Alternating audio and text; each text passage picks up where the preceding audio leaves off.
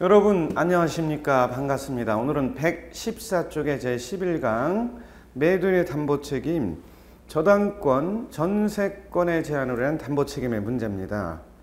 자, 이런 것은 약수령으로 간단하게 분리를 해서 시험 문제에 나올 가능성도 있다고 보여지는데, 자, 우리 담보책임과 관련해서는 이제 한 문제 나올 때가 됐습니다, 여러분. 그래서 담보책임을 정리하는 게 좋습니다. 자, 담보책임과 관련해서는 우리 간단하게 복습을 해봅니다, 여러분. 담보책임과 관련해서는 뭐가 있어요? 첫 번째, 권리하자죠, 권리하자.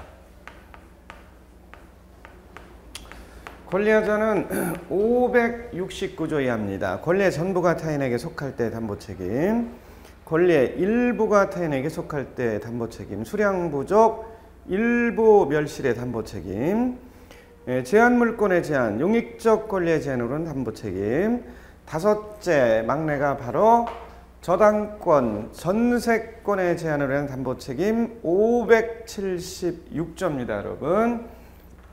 자, 그 다음에 뭐가 있었어요, 여러분?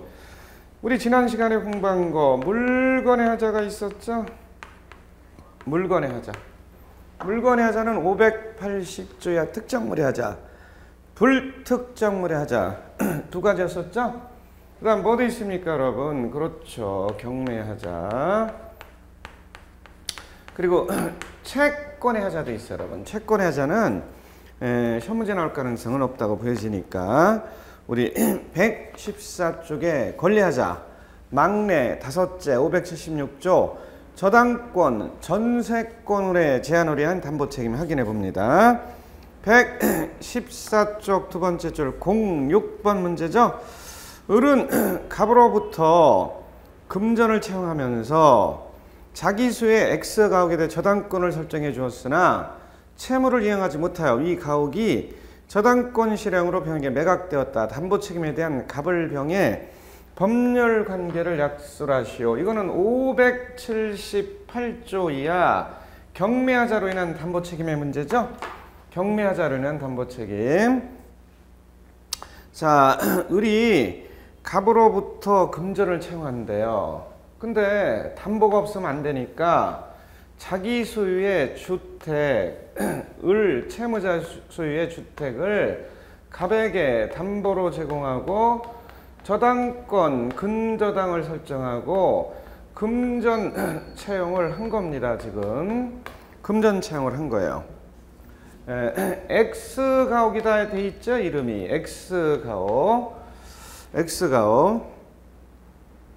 그런데 변제기 이행기가 도래해도 원금과 이자를 계속해서 채무자 을이 채권자 갑에게 갚지 않으니까 채권자 갑이 부동산 소재지 관할지방법원에 경매를 청구한 거예요. 그랬더니 경매 절차에서 병이라는 사람이 최고가를 써서 경락을 받은 겁니다. 최고가를 써서 경락을 받은 거예요. 그래서 담보책임에 대한 갑을병의 법률 관계를 약술하시오, 이렇게 돼 있단 말이죠. 자, 그런데 우리 이런 경우를 한번 생각을 해봐요. 무슨 문제가 발생될 수 있느냐? 자, 채무자 을, 이분이 이름이 뭐예요? 이 위조 아저씨. 위조를 해서 소유권 이전 등기를 해놓은 거예요. 그런데 이분은 모르고 저당권 설정해주고 금전 채용을 해줬죠. 돈 빌려줬죠, 모르고. 네?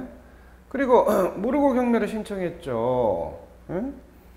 그러면 이때 여기 저당권 설정 등기도 무효가 되고 경락인 명의의 소유권 이전 등기도 무효가 될 수 있어요. 경락대금을 완납하고 소유권 이전 등기를 한다 하더라도 우리는 이거를 가지고 뭐라고 그래요? 부동산 물권 변동의 공시 방법인 등기에는 공신력이 불인정된다. 따라서 선이 등기를 신뢰하고 했어도 거래했어도 무효가 되고 등기를 신뢰하고 거래했어도 무효가 되는 것이죠. 이것을 우리는 부동산 물권 변동의 공시 방법인 등기에는 공신력이 불인정된다. 이렇게 하셔야 돼요. 대장에도 건축물 대장을 보고했어도 대장에도 공신력은 불인정되는 거예요. 대장은 실질적 심사주의라 착각하시는 분이 있어요. 현장에 나가서 직접 측량을 하기 때문에. 자, 어찌됐든 요거 무효고 요거 무효입니다. 소유권 이전 등기도 무효가 될 수 있고 저당권 설정 등기, 소유권 이전 등기 다 무효가 됩니다. 그럼 이때 경락인평은 1차 담보 책임을 누구한테 묻느냐? 채무자. 채무자가 자력이 없어요. 그러면 2차 담보 책임은 채권자. 그리고 악이었었다. 그러면 손해배상도 청구할 수 있다. 이걸 우리는 뭐라고 그래요? 경매, 하자로 인한 담보 책임이다. 이렇게는 붙이는 거죠. 자, 약수령으로 간단하게 물었으면 의서부터 나오는데 여기는 사례, 준사례로 물었으니까 문제 제기 이렇게 붙여도 좋겠죠. 문제 제기. 요거는 갑을병 3자 간에는 경매 하자의 문제가 제기된다. 이거죠. 경매 하자의 문제가 제기된다. 이겁니다. 언제? 위조가 돼서 무효가 됐을 때죠. 자, 그러면 이때 우리 또 확인해 봐요. 자, 뭘 확인하느냐? 거기 보시면 경매와 매도인의 담보 책임 소개가 되고 있어요. 그리고 115쪽에 보시면 적용 요건 나와 있어요. 자, 그러면 먼저 115쪽 우리 네 번째 줄 적용 요건 요걸 한번 넘어가 볼까요? 적용 요건 요거로 넘어가 봅니다. 적용 요건으로 넘어가 봅니다. 1번 본조에 적용을 받는 경매는 국가기관 법률에 행하는 경매를 말하며 민사집행법에 한 강제경매, 담보권 실행 경매 및 국세징수법에 한 경매가 이에 해당한다. 따라 사인 간의 계약 경쟁 체결의 방식으로 행해지는 사경매는 포함하지 않는다. 이렇게 되어 있어요. 따라서 여기서는 사경매는 아니다.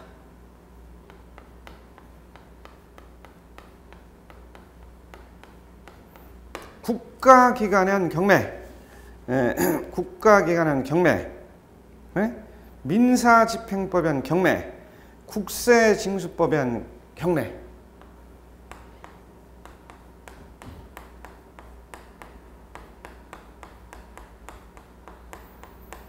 여기에 해당한다는 거죠.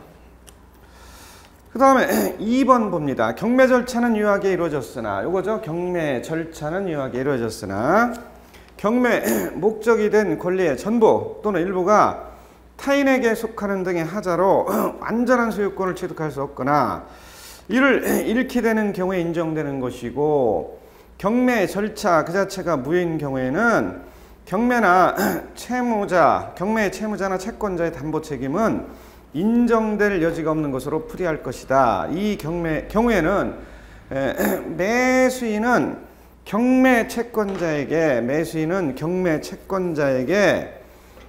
경매 대금 중 그가 배당받은 금액에 대해서 일반 부당이득의 법리에 따라 반환을 청구할 수 있을 뿐이다. 이렇게 나와 있어요. 따라서 여기서 문제가 되는 것은 뭐냐?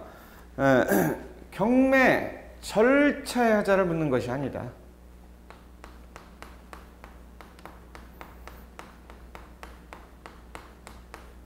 경매 절차. 또 뭘 묻는 게 아니냐? 물건의 하자를 묻는 게 아니다.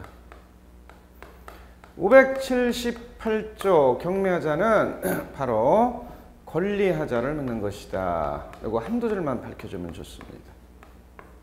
권리하자를 묻는 것이다. 그러면 세 번째 효과입니다. 효과. 첫 번째 1차 담보 책임은 누가 지느냐? 1차 담보 책임은 채무자죠, 채무자. 채무자는 좌측 그림에서 을이죠. 을. 채무자에게 계약을 해제하거나 1차 담보 책임을 물어서 채무자에게 감액 등을 청구할 수 있도록 해서 1차 담보 책임은 채무자 을에게 묻는 게 맞습니다. 여러분, 채무자 을에게. 자, 3번 보십니다. 115쪽 하고 있습니다. 3번 보시면 경매에서의 담보 책임은 권리자의 하자에 대해서만 인정되며 여기 있죠? 권리자의 하자. 물건 자체 하자에 대해서는 여기 있죠? 물건의 하자. 인정되지 않는다. 즉 가옥의 파손 등에는 적용되지 않으며 이것은 감정평가 절차를 통해 최초 경매가가 정해지기 때문이다. 자, 따라서 채무자 B는 채권자로부터 금전을 차용하면서 자기 소유의 X주택에 대해 저당권을 설정해 주었으나 채무를 이행하지 못한 X주택이 저당권 실행으로 인하여 C에게 매각되었을 때 X주택의 파손 부분에 대해서는 채무자 B는 원칙적으로 담보 책임을 지지 않으며 채무자 B는 채무자 을로 놓으면 되겠죠. 경락인 C는 경락인 병으로 놓으면 되겠죠. X주택 권리에 흠결이 있을 때는 담보 책임을 진다. 그래서 권리자, 권리하자의 문제라는 거죠. 그러면 2차 담보 책임은 누가 지느냐 이런 문제죠. 자, 2차 담보 책임은 경락받은 채권자 갑입니다. 채권자 갑은 어떻게 할 수 있어요? 경매를 신청해서 경락대금을 배당받았어요. 따라서 배당받은 금액의 일부나 전부에 청구할 수 있습니다. 따라서 경락받은 배당받은 대금의 일부나 전부를 경락인이 청구해서 채권자 갑에게도 담보 책임을 물을 수 있도록 합니다. 그런데 세 번째 악의가 있다. 선의가 아니라 악이다. 그런 얘기죠. 선의가 아니라 악이다. 그러면 이때 뭐도 물을 수 있어요. 그렇죠. 손해 배상 청구권을 행사할 수 있도록 하고 있습니다. 효과에서 꼭 세 가지는 꼭 밝혀주시기 바랍니다, 여러분. 그러면 네 번째, 이번에는 문제 해결입니다. 이번에는 문제 해결입니다. 네 번째 문제 해결입니다. 자, 문제 해결은 우리 책 117쪽에 가면 나와 있죠? 117쪽에 가면 나와 있어요. 자, 손해배상 책임은 원칙적으로 인정이 안 돼요. 그게 뭐예요? 선의의 경우는 인정이 안 된다 그런 얘기죠. 악의의 경우만 인정되는 거예요. 악의. 자, 117쪽 보시면 문제 해결 나와 있어요. 경락받은 권리하자가 있는 경우 그 하자 유형에 따라 570조 내지 575조의 규정에 경락인 병은 채무자의 계획의 해제 또는 대금 감액에 청구를 할 수 있다. 이를테면 경매된 권리의 전부가 타인에게 속한 경우 계약을 해제할 수 있다. 경매에 있어서 담보 책임은 권리하자에 인정되고 물건의 하자에 대해서는 인정되지 않는다. 여기 있죠? 여기 우리 아까 했죠? 또 써줘도 좋아요. 권리자의 하자, 권리하자에 인정되는 것이다. 물건의 하자에 대해서는 인정되지 않는다. 쟁점사항 관련 판례 여기서 못 쓴 것 또 써줘도 됩니다. 자, 그럼 117쪽에 다섯 번째 줄 경매에 있어서의 담보 책임은 권리하자 인정대에서 인정되고 물건의 하자에 대해서 인정되지 않으므로 X가옥의 파손 부분에 대해서 을은 원칙적으로 담보 책임을 지지 않는다. 따라서 X가옥의 권리하자가 있는 경우 담보 책임은 1차로 채무자 이름으로 경락인 병은 계약의 해제 또는 대금 감액의 청구를 을에게 할 수 있다. 따라서 을에게 병은 뭐 할 수 있어요? 계약의 해제. 그렇죠? 계약의 해제. 뭐 할 수 있어요? 대금 감액. 요거를 청구할 수 있다. 그런 얘기죠? 왜? 1차 담보 책임은 누가 지니까? 1차 담보 책임 우리 방금 했죠? 채무자 을. 채무자 을. 채무자 을입니다, 여러분. 채무자 을. 1차 담보 책임은 여기 했죠, 우리? 여기 했어요. 2차로 채무자의 변제 자력이 없는 경우 대금에 배당을 받은 채권자 갑이 책임을 진다. 경락인 병은 대금에 배당을 받은 채권자에 대해서 그 대금 전부나 일부의 반환을 청구할 수 있다. 자, 두 번째는 경락인 병은 채권자 을에게, 자, 여기서는 자, 갑이네요. 갑. 그렇죠? 갑이죠? 자, 이거 고칩니다. 갑이에요. 갑에게 경락받은 경락인 채권자에게 배당받은 금액의 일부나 전부를 청구해서 배당받은 금액에 대해서 일부나 전부를 청구할 수 있도록 해서 책임을 묻는다는 거죠.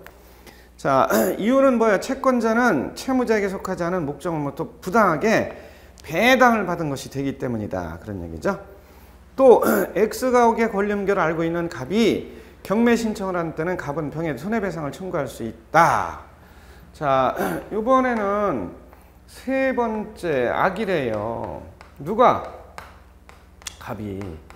그럼 병은 갑에게, 경락인은 채권자에게 손해배상도 청구할 수 있다. 여기서 나온 얘기죠, 이미. 그거를 갑을병으로 써주면 되겠죠. 문제 해결이니까. 자, 117쪽의 맨 끝입니다. X가옥의 권리음결을 알고 있는 갑이 경매 신청을 한 때는 병은 갑에 대해 손해배상을 청구할 수 있다. 자, 주의할 것은 나와 있죠. X가옥의 선순위 저당권이 설정돼 있었던 경우에 담보 책임이 문제되지 않는다. 자, 여기에 선순위 저당권이 설정돼 있대요. 이미 정이라는 사람이 1번 저당권을 갖고 있고 여기는 2번 저당권이래. 여기 선순위 저당권이 이미 존재하고 있대요. 이때는 담보 책임에 문제가 발생하지 않는다는 거죠. 그래서 네 번째 써줍니다. 선순위 저당권이 있을 때는 담보 책임에 문제가 발생하지 않는다. 117쪽의 맨 끝입니다. 또 경매 절차 자체가 무효인 경우에는 갑 또는 을의 담보 책임이 성립되지 않는다. 요거는 요건에다 써줘야 되겠죠? 경매 절차가 무효인 경우는 안 된다. 그렇죠? 자, 경매 절차 자체가 무효인 경우는 안 된다. 그러나 주의할 것은 경매 절차자를 묻는 것이 아니다. 그런 얘기죠. 권리하자, 권리자의 하자를 묻는 것이다. 우리 그래서 경매하자 간단하게 정리를 하셨습니다. 자, 이어서 118쪽 넘어갑니다. 118쪽은 우리 역시 담보 책임의 문제, 권리하자 담보 책임의 문제 요거죠. 자, 118쪽 넘어가십니다, 여러분. A가 B의 토지를 매수하여 다시 C에게 매각하였으나 B가 자기 앞으로 등기 명의가 남아있는 것을 기화로 D에게 매각하고 이전 등기를 한 경우 매도인의 담보 책임에 대해 논술하시오. 이렇게 돼 있어요. 자, 이번에는 권리의 하자 문제죠, 여러분. 권리의 하자 문제. 물건의 하자도 아니고 경매 하자도 아니고 이번에는 우리 권리 하자 문제입니다, 여러분. 그렇죠? 권리 하자 문제. 권리 하자 문제예요.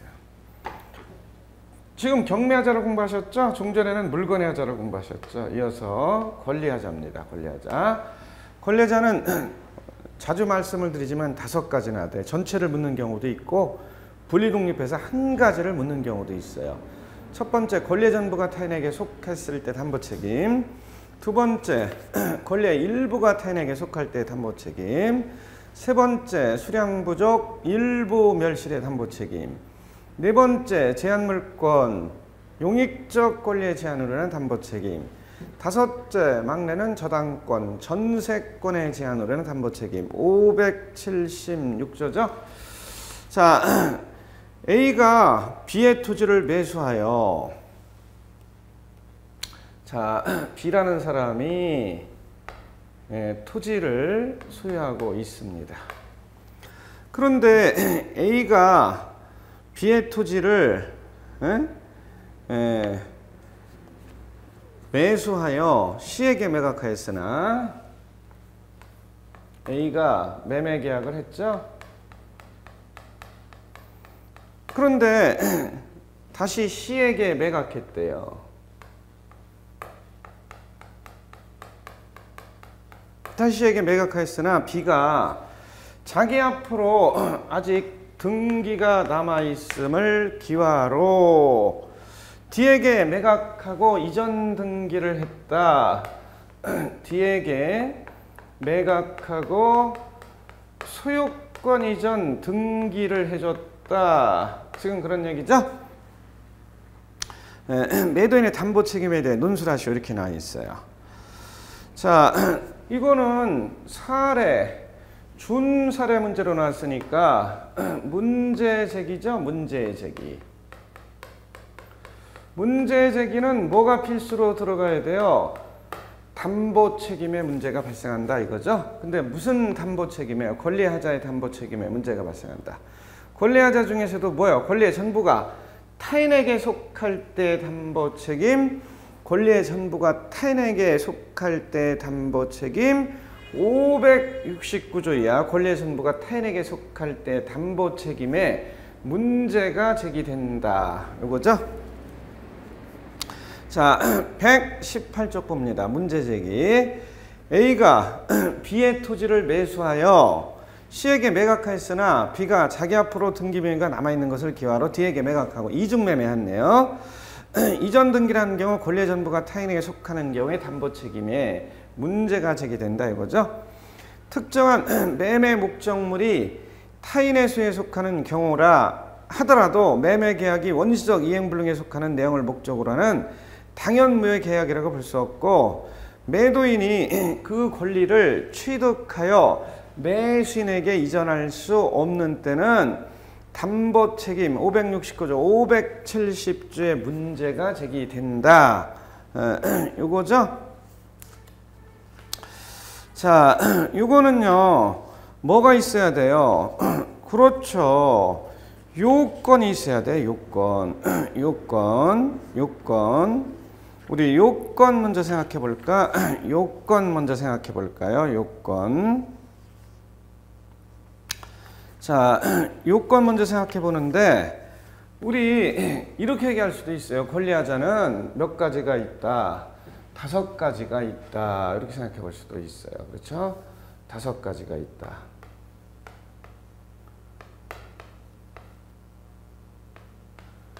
첫 번째는 뭐예요? 권리의 전부가 타인에게 속할 때 담보 책임.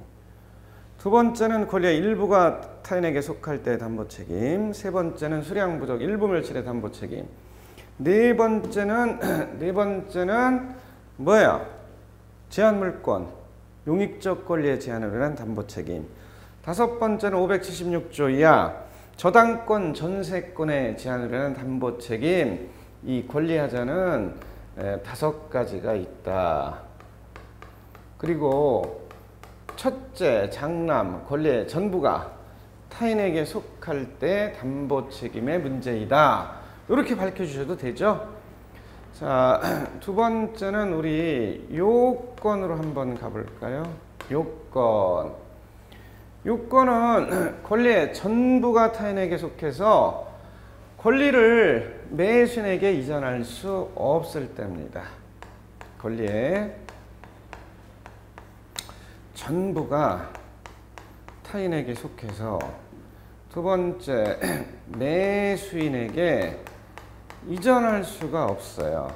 매수인에게 이전을 못할 때 권리의 전부에 타인에게 속할 때 담보 책임의 문제가 발생하죠. 자, 그리고 요거는 성질 이렇게도 분류하는데 여기서는 요건으로 분류를 해서 우리 생각을 해봅니다. 세 번째,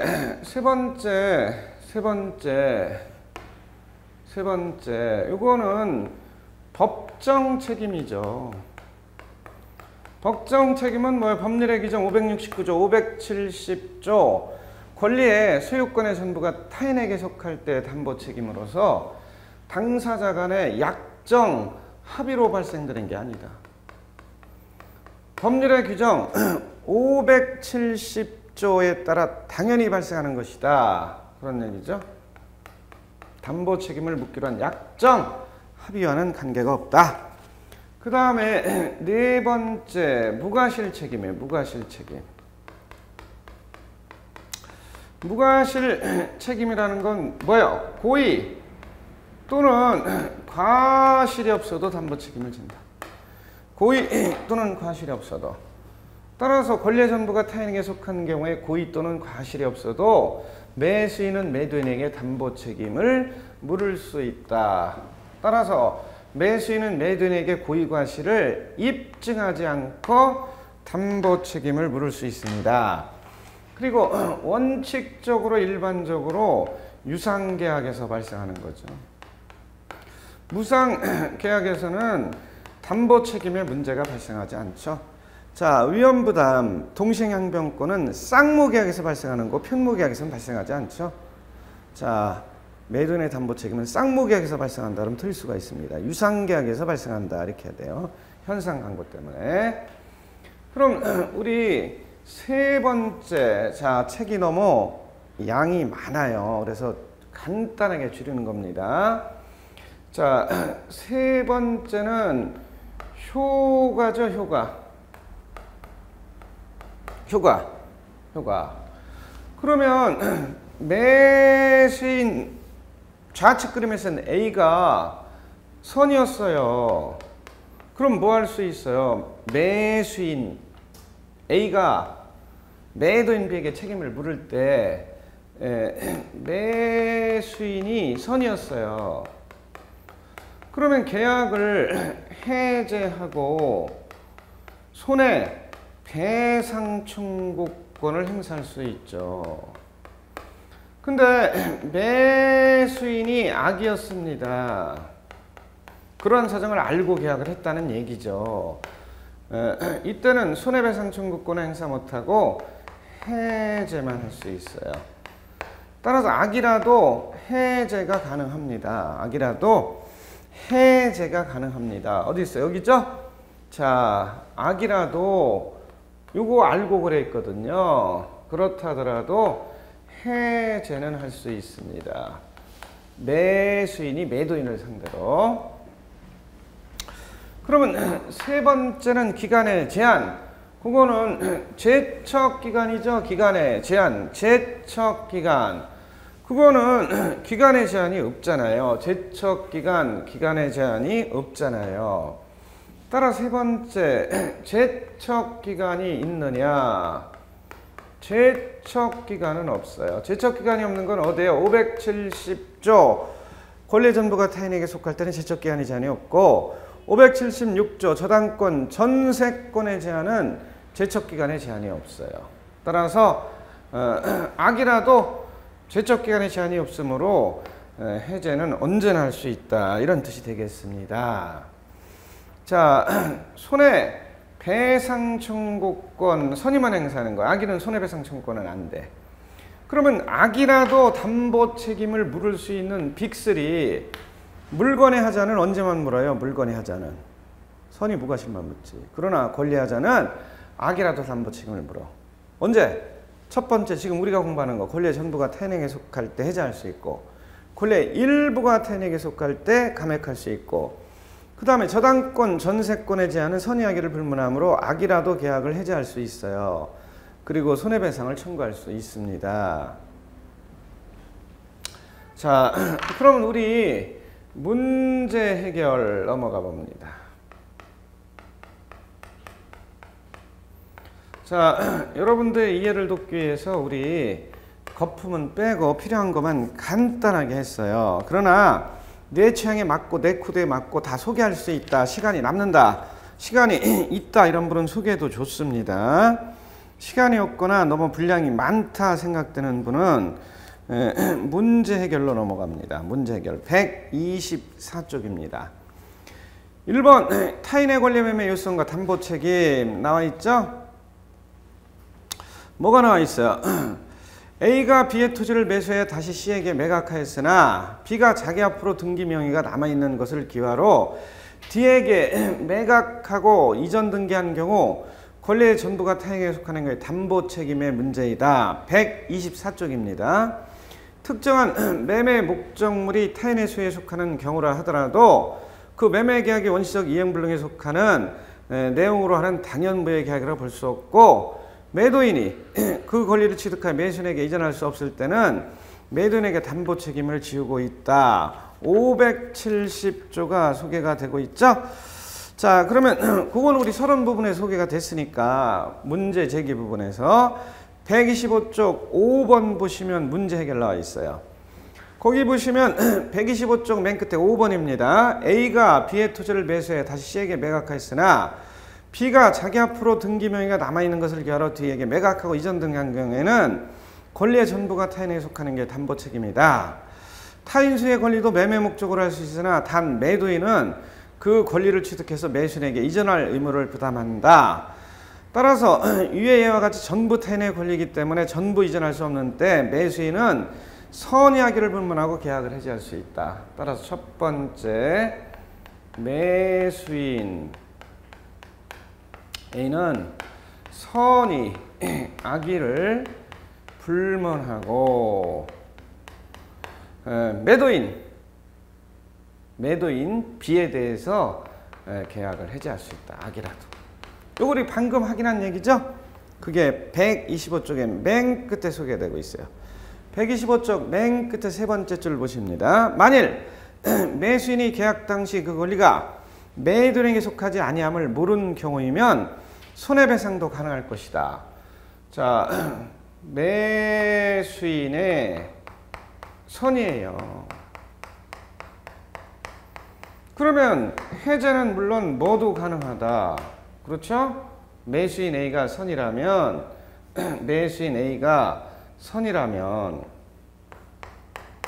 계약 해제뿐만 아니라 손해배상 청구도 된다. 자, 125쪽 맨 끝에 나와 있어요. 이 경우 매수인의 해제권과 손해배상 청구권의 행사에 관해서는 제척기간의 제한이 없다. 그렇죠? 제척기간의 제한이 없어요. 세 번째 제척기간의 제한이 없다는 겁니다. 따라서 매수인 A는 매도인 B를 상대로 선이었을 때는 계약을 해제하고 손해배상을 청구할 수 있고요. 악이었을 때는요. 해제만 가능하다. 그리고 이런 것들은 제척기간, 기간의 제한이 없기 때문에 1년이 지나든 2년이 지나든 10년이 지나든 악이라도 해제가 가능하다. 이렇게 문제 해결을 써주시면 우리 기본 점수는 나올 수 있습니다. 우리 여기서는 요거만 소개해도 기본 점수는 나와요. 그런데 여기까지 다 소개가 되고 있으니까 요거는 빼고 여기 권리하자 중에서 권리의 전부가 타인에게 속할 때 담보 책임을 주로 정리를 하신 거예요. 자, 그러면 우리 126쪽에 넘어가시면 요거는 법령상의 제한, 물건의 하자 담보 책임이 적용된다. 이런 문제죠. 자, 우리 125쪽까지만 하고 126쪽은 12강 시간에 하기로 하겠습니다, 여러분. 자, 11강 수업은 여기까지입니다. 수고하셨습니다.